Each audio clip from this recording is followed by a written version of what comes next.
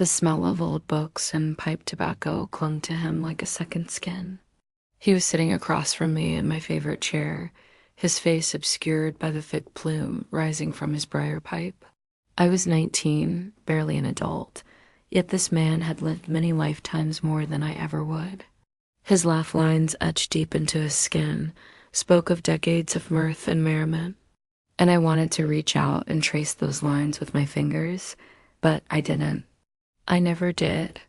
He was my father's best friend, a fixture in our home when I was growing up. We had a language of our own, one woven with shared jokes and knowing glances. My earliest memories were filled with him, with the comforting weight of his presence. Yet somehow it wasn't until I was older, much older, that I realized there was more there, something that went beyond our easy camaraderie. I realized I loved him, not just as a dear friend, but with the fierce, consuming passion that only a woman can reserve for a man.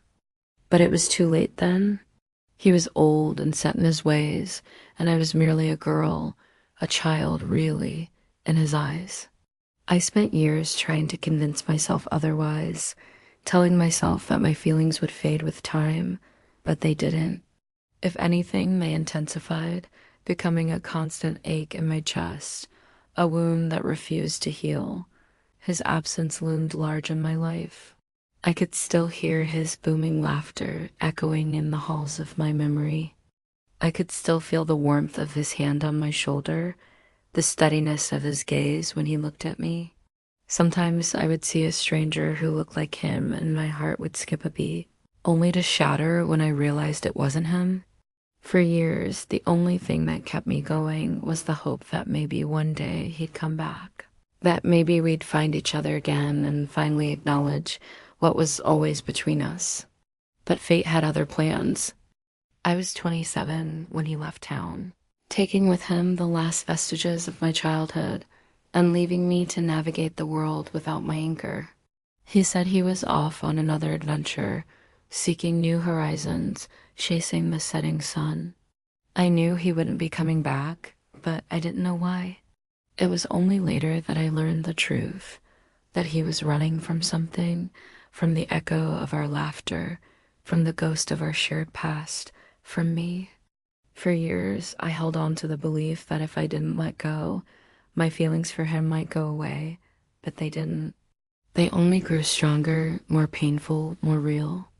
Then one gray November afternoon, the phone rang and my world shattered. His voice on the other end was strained, distant, and it broke my heart to realize that it was the last time I'd ever hear it. He sounded so fragile, so lost. And I just knew that this call was a goodbye disguised as a hello. He told me he was sick, that he hadn't much time left. And my breath caught in my throat because in that moment, I understood how little time we'd had, how precious and fleeting life is. It took every ounce of strength not to scream, not to beg him to stay, to fight. But what right did I have? I was just a girl who loved a man who didn't know I existed. Autumn had painted the landscape in hues of gold and crimson when I saw him again. Years had carved lines onto his face, etched deep by the relentless passage of time, mirroring the grooves in my own soul. He was thinner now, more frail, but his eyes still held the same sparkle.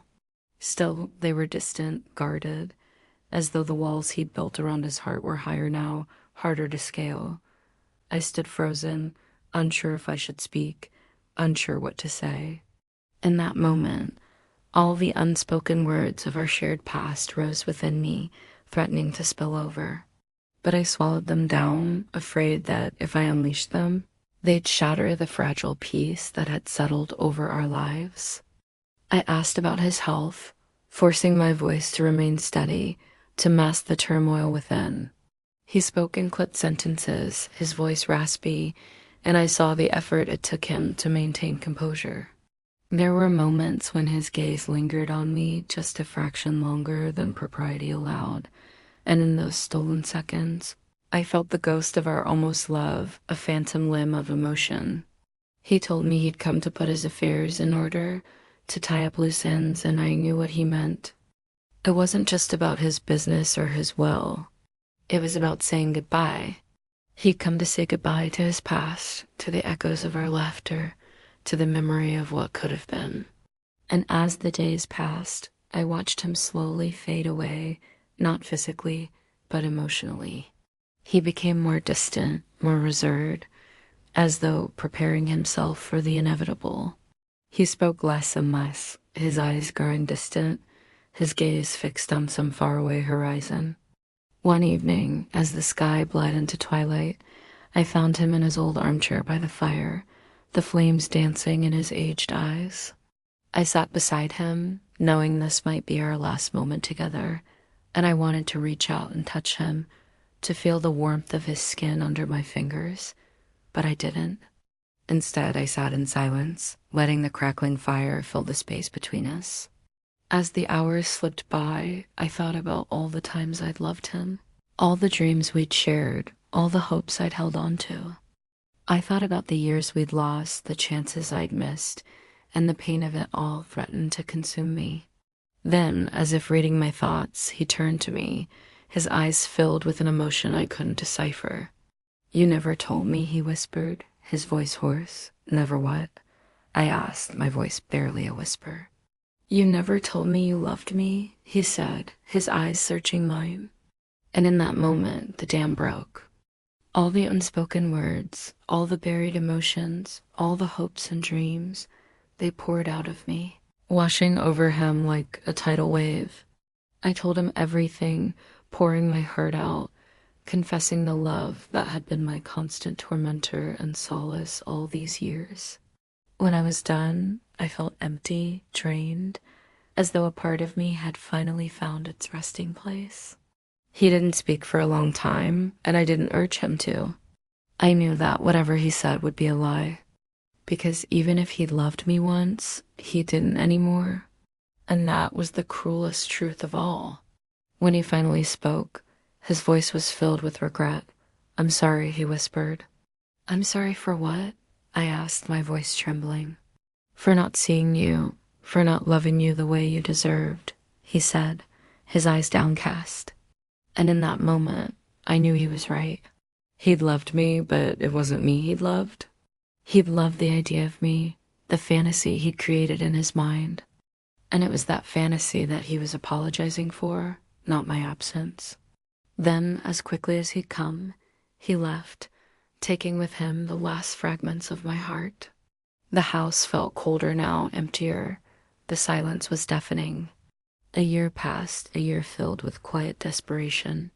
I went through the motions of my life, but my heart wasn't in it. Nothing made sense anymore. Nothing mattered. Then one spring morning, as the birds sang their carefree songs, oblivious to my sorrow, I found a letter tucked away in an old book. It was his handwriting, his words spilling onto the page like tears. He wrote about his youth, about his dreams, about the love he'd found and lost. And in those pages, I found the missing piece of my soul. He'd loved me, yes, but he'd loved many others before me. And in loving him, in cherishing the memory of him, I'd forgotten this.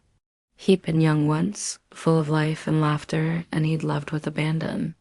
He'd written the words I longed to hear, the words I'd yearned for, but he'd written them for someone else.